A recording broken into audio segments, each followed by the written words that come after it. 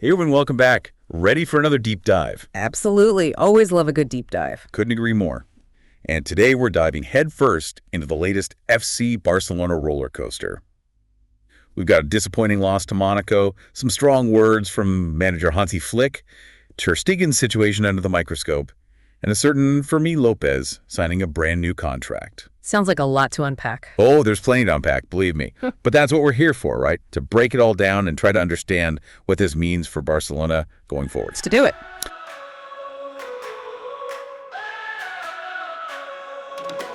Blue-brown, our hearts beat strong in the Camp Nou throng. Echoes of joy so loud, pride in every crowd.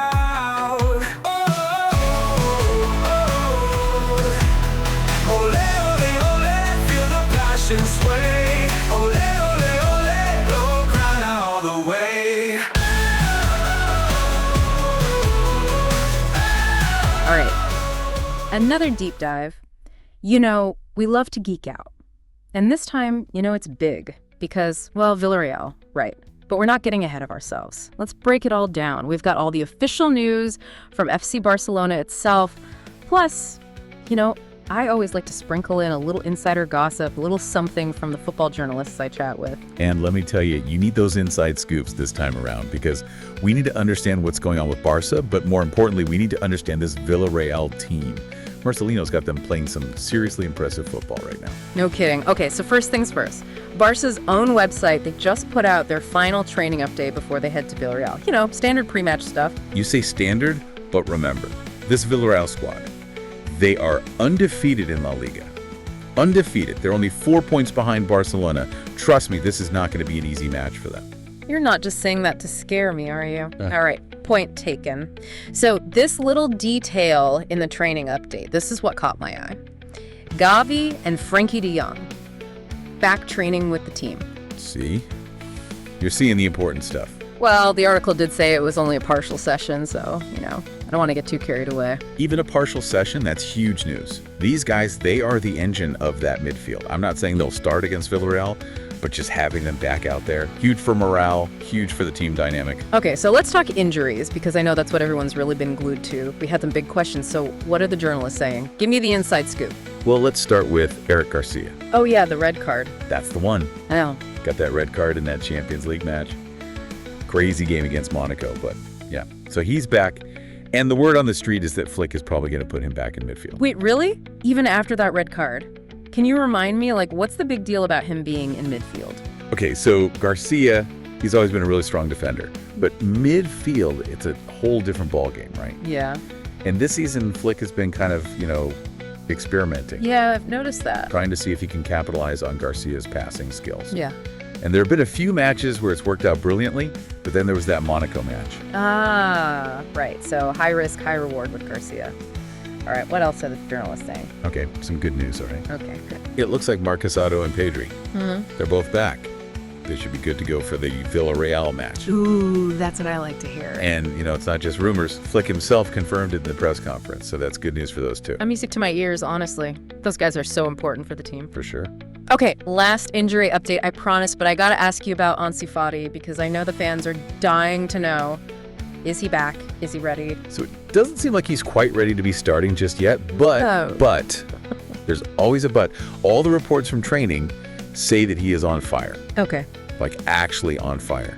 I was talking to Alex Benina the other day, and he said that Fati's been scoring goals left and right in training. Oh, now that's exciting. Speaking of Baena, that quote that you pulled about Pedri and Lamine Yamal, where he called them two 10-year-old kids, very humble.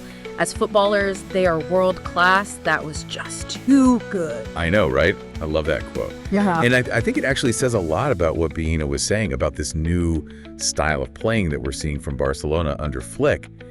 He called it more aggressive. Yeah, break that down for me. What does that actually look like on the pitch? So imagine this. Constant pressure, defenders pushing high up the field, midfielders flooding the box. It's high energy, and it's all about attack, attack, attack. And when it works, it's amazing to watch. The goals just keep coming. But when it doesn't work, well, we saw what happened with Monaco. High risk, high reward. So speaking of Monaco, that was a tough loss. How is the team looking mentally going into this match? You know, in the post-match press conference, Flick was pretty honest about it. He owned up to the mistakes that were made. He took responsibility. But what really struck me was that he was very much focused on moving on, Yeah. the next challenge. You know, no dwelling on the past, just looking ahead. Classic Flick, right. No time for drama. Exactly. But he did say, didn't he, something about the team's schedule and how there are no excuses. He did. And, you know, I think that's where these positive injury updates really start to matter. Because what I'm hearing from Flick is that he trusts this squad. He trusts their depth. He trusts their resilience. And he sees this packed schedule not as an obstacle, but as an opportunity. You can really feel that energy from him, can't you? Yeah, you can. And you know what? You just saying that, thinking about the schedule, it's something that's been on my mind a lot lately. And it's not just Barcelona, it's everywhere I look. It seems like there's just match after match after match. It's relentless. It does feel like they never get a break, you know? It's like as soon as one match is over, boom, they're already prepping for the next one. And it's true, you know, and it's not just something that people are talking about with Barcelona. It's something that's being debated at all levels of football right now, this whole idea of fixture congestion. Too many matches, too many tournaments. Is it really good for the sport? Yeah, I mean, for me, sitting here watching it, yeah, it's exciting, but you have to wonder at some point, does the quality of the game start to suffer? Exactly. And more importantly, you know, what about the players? Right, exactly. These are world-class athletes.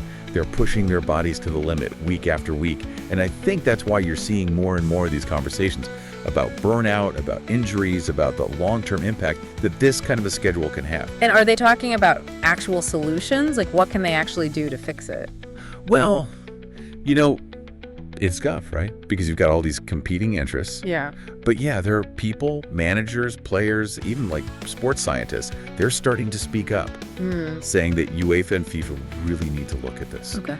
Maybe shorten the seasons, maybe reduce the number of games in some of these competitions, or just, you know, build in longer breaks. It's a hard problem to solve, I imagine. It is a tough one. Yeah. Because, you know, you don't want to make changes that are going to alienate the fans, the clubs. Yeah. It's a balancing act. For sure. Okay, so bringing back to Barcelona and Villarreal this weekend. Having gone through all of this, what's the big question on your mind heading into this match? You know, it's funny, but I keep coming back to Villarreal's game plan. Because Marcelino, he's really got them playing some incredibly disciplined football. Yeah. So I'm so curious to see, how do they approach this match? Are they going to try to sit back, absorb that pressure we know Barcelona can bring? Yeah. Or are they going to try to go head-to-head, go after that midfield? It's going to be fascinating to watch. Now you're getting me all excited. I want to watch it right now. Yeah. But, you know, thinking about Villarreal's manager, Marcelino, he has been one of the people speaking out about this whole player burnout issue, hasn't he? Yes. It adds another layer to this whole thing, doesn't it? Right. And it just shows you how important this conversation really is. Yeah. It's easy to get caught up in the excitement of the game, but we can't forget that there are real people, real athletes at the heart of it all. So true. Always great to chat about this stuff with you. Always fun. All right, everyone, enjoy the match. It is going to be a good one. We'll be back next time with another deep dive.